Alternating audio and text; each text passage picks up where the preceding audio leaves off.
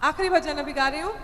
और मैंने जैसे बोला था कि बहे पूर्वे या बोहे भैया है, इसलिए मैं कुछ ज्यादा कुछ, क्योंकि कलाकार ऑलवेज जवान होता है।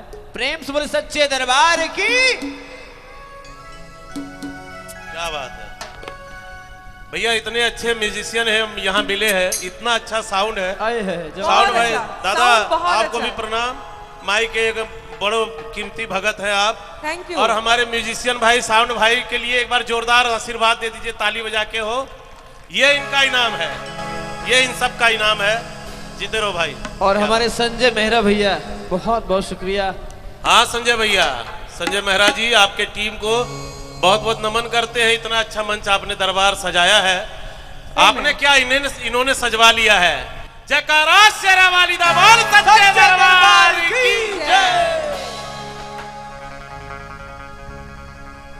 जय काली कलिमल हरण महिमा अगम अपार, महिख मर्दिनी कालिका देहु अभय अपार, सर्वस्वरूपे सर्वेशे सर्वशक्ति समन्विते, भयभ्यस्त्राहि